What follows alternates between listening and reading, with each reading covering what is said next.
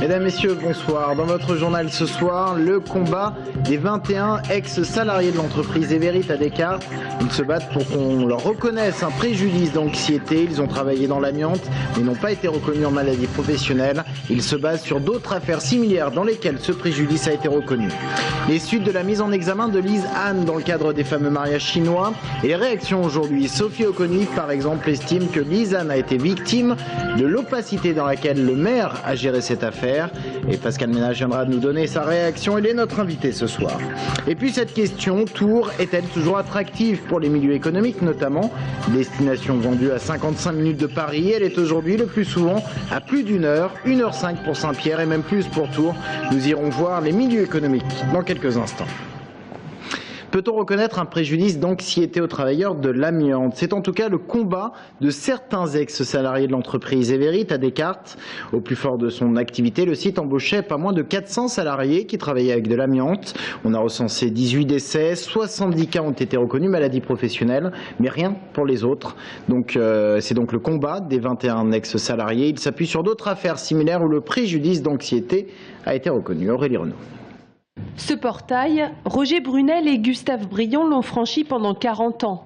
Tous deux sont d'anciens salariés du site d'Evrit de Descartes, une entreprise qui fabriquait jusqu'en 1997 des tôles, des ardoises et des moulages, des matériaux à base d'amiante.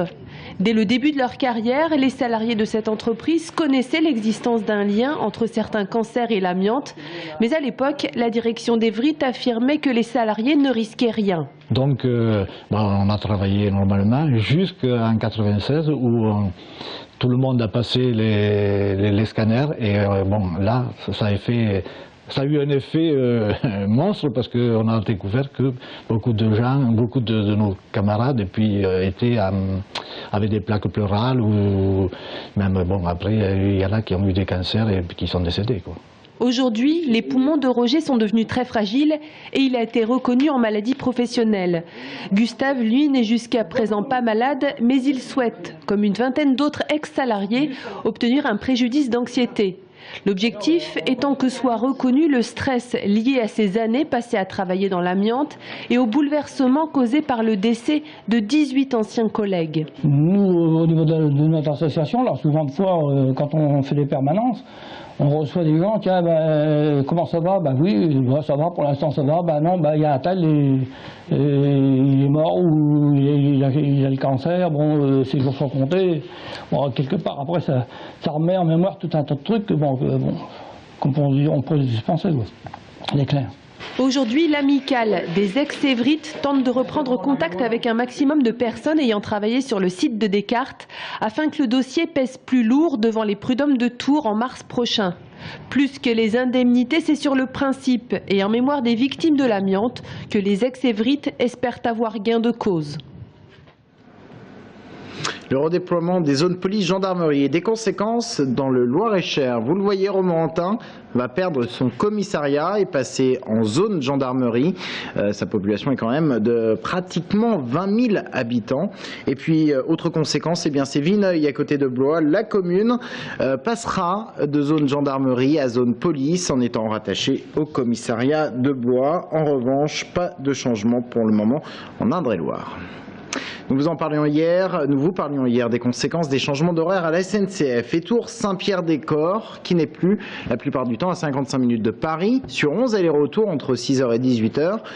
Entre 4 et 6 trains seulement réalisent le trajet en moins d'une heure. La plupart du temps, c'est plutôt 1h05 et on ne parle même pas des changements de navette pour Tours.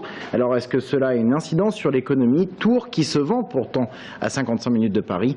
Élément de réponse avec Jérôme.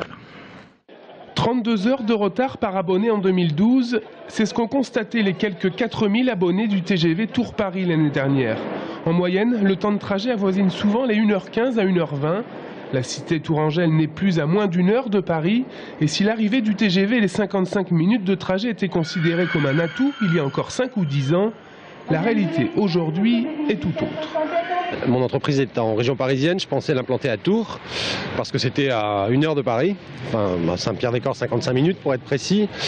Et aujourd'hui, avec les nouveaux horaires, les temps de trajet qui allongent, etc., je me demande si j'ai fait le bon choix. On a beaucoup de cadres et de dirigeants de PME qui mettent en avant cette difficulté en disant finalement avec cette situation sur les horaires, le non-respect des horaires, l'allongement des trajets, Tours devient moins attractif. Moi, je prends ma décision d'aller m'installer plutôt au Mans ou plutôt ailleurs. Donc ça, il ne faut pas laisser se développer cette réflexion-là, parce qu'en effet, ça pourrait à terme être une difficulté pour la ville. Pour le président de la Chambre de commerce et d'industrie, l'attractivité de Tours est en jeu si la régularité des trains n'est pas respectée. Autre sujet d'inquiétude, la connexion entre la gare de Tours et celle de Saint-Pierre-des-Corps qui aujourd'hui peut poser problème et rallonger encore un peu plus le temps de trajet avec la capitale.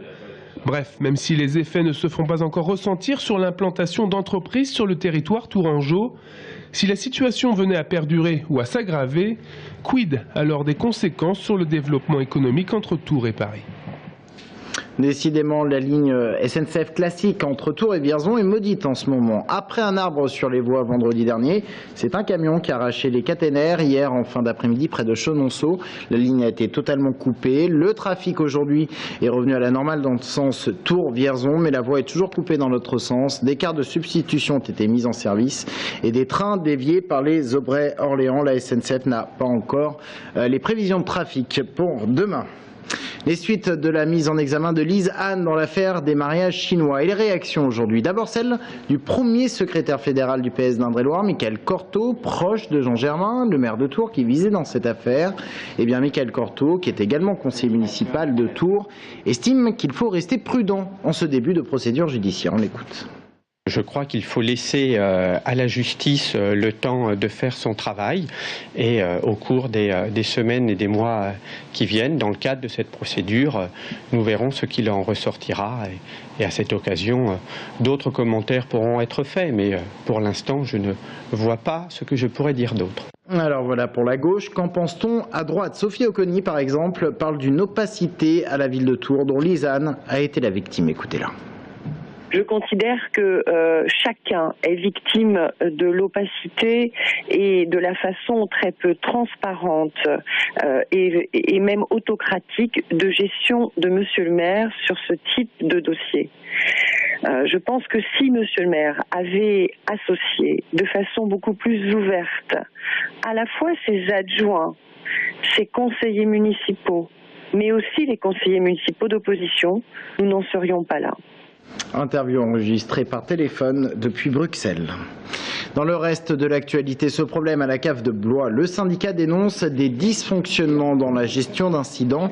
Le 27 et 28 novembre dernier, les employés ont été pris de nausées et de vomissements. Cela coïncidait avec la remise en marche de la ventilation après que des travaux aient été effectués. Le syndicat avait demandé des analyses au CHSCT, mais elles n'ont toujours pas été faites. Ça a commencé dans le sous-sol, des travaux avec de la peinture, un revêtement de sol, une odeur pestilentielle est remontée aux étages où les salariés ont été plus que gênés, ils ont vomi, ils ont eu des nausées. Il y a eu un arrêt de travail et le personnel a été évacué. Et aujourd'hui, on n'a aucune garantie suite à cela, aucune garantie que l'air soit sain. Donc FO demande à la direction et au CHSCT de mandater un expert pour mesurer l'air à la CAF et que cet air soit sain. Les suites de la commémoration des 50 ans du traité de l'Elysée avec ce déplacement du président de la région centre en Allemagne dans le Land de Sachsen-Anhalt. Vous le savez, ces deux régions sont unies dans le cadre d'une coopération décentralisée. Et cette question ce soir, où en est-on de cette coopération quelques années après sa mise en place? Eh bien, on voit cela avec Anaïs Michaud. Depuis juillet 2004, la coopération entre la région centre et le Land de Sachsen-Anhalt a fait du chemin. Échanges scolaires, collaboration culturelle et relations économiques.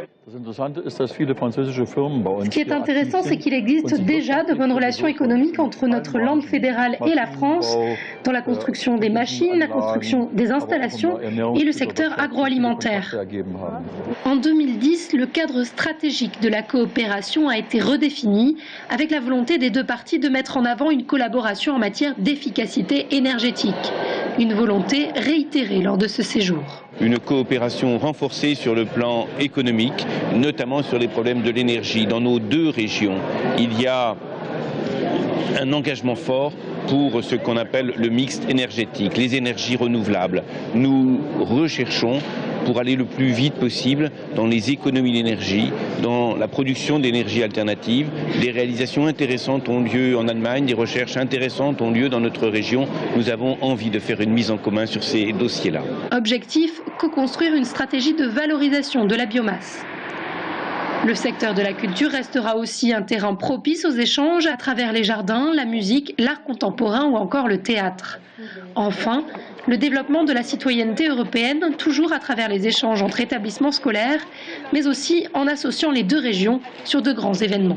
Nous avons conclu par un engagement, la présence de nos amis allemands lors du printemps de l'Europe que nous organisons en région centre entre le mois d'avril et le mois de mai prochain, présence qui nous permettra de faire avancer cette très belle idée de l'Europe ensemble en région centre.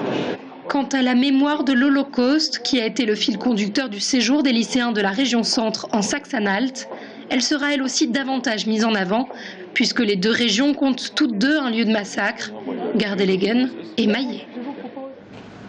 En sport, un mot du volleyball pour vous dire que le TVB est en déplacement à Rennes ce soir dans le cadre des quarts de finale de la Coupe de France. Résultat dans notre édition de demain. Et puis du côté du foot, eh bien, c'est bientôt la fin du mercato d'hiver. Fin le 31 janvier. Doit-on s'attendre à des départs du Tour FC? C'est bien possible pour deux joueurs. D'abord Prince Onyangé, le meilleur buteur de l'équipe. Il est suivi de près par des équipes françaises mais également étrangères. Et puis l'autre joueur, vous allez le voir, c'est l'un des meilleurs joueurs du Tour FC également. Il s'agit du défenseur Wilfried Moimbe. Les deux hommes terminent leur contrat fin juin et la seule façon pour le Tour FC de gagner de l'argent sur ces deux joueurs, eh bien, c'est de les transférer maintenant, d'autant que le Tour FC a besoin de boucler son budget pour la saison. On parle aussi de Blaillac ou de Leroy. L'affaire est donc à suivre. C'est la fin de cette édition, merci de l'avoir suivi. Reste avec nous dans un instant, on revient sur l'affaire Lise Anne. On en reparle avec Pascal Ménage, membre de l'opposition de Tours. A tout de suite.